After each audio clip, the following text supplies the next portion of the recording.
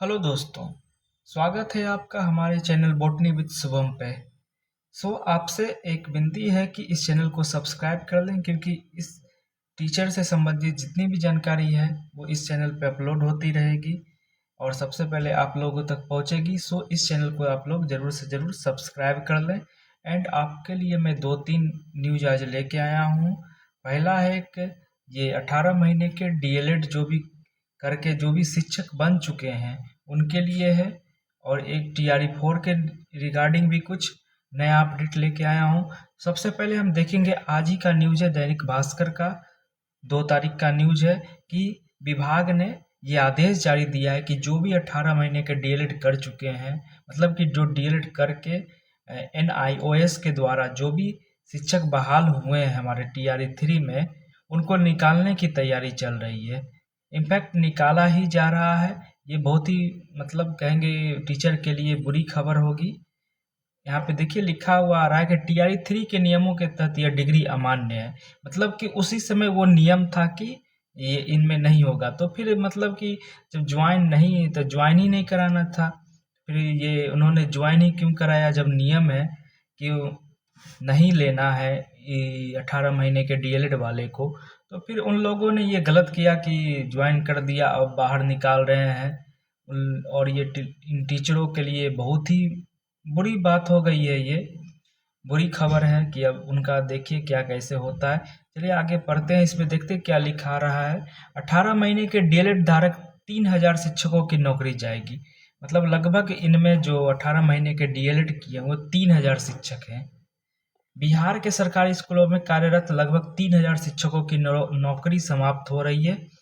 ये वो शिक्षक है जिन्होंने राष्ट्रीय मुक्त विद्यालय शिक्षा संस्थान से 18 महीने का डीएलएड कोर्स किया है, मतलब एनआईओएस द्वारा जिन्होंने नौकरी पाई है।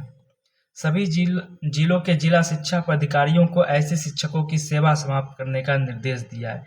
मतलब ये सख्त निर्देश जारी हो चुका है, अब उन लोगों की नौकरी जाएगी। अब देखिए आगे क्या आगे होता है। शिक्षा विभाग के 7 दिसंबर 2023 को निर्गत आदेश के आलोक में एनआईओएस द्वारा प्रदत्त 18 महीने के डीएलएड उपाधि विद्यालय अध्यापक पद पर नियुक्ति के लिए मान्य नहीं होगी। इसी आधार पर इन शिक्षकों पर हटाया जा रहा है। मतलब कि उस समय ये निर्देश था, तो फिर इन लोगों को मतलब कैसे वेरिफिकेशन किया कि इन लोगों को ज्वाइन कराया। इन लोगों के लिए तो बहुत ही बुरी खबर हो गई है टीचरों के लिए। अब देखिए आगे क्या होता है। और टीआरई 4 के लिए एक नया अपडेट मैं आपको बताने जा रहा हूँ, जो शिक्षा मंत्री ने कल ही बताया है। चलिए सुनिए क्या बोल रहे हैं। ट्रांसफर पोस्टिंग से टीआरई 4 का क्या मतलब है? ट्रांसफर पोस्टिंग से टीआरई 4 का क्या मतलब है?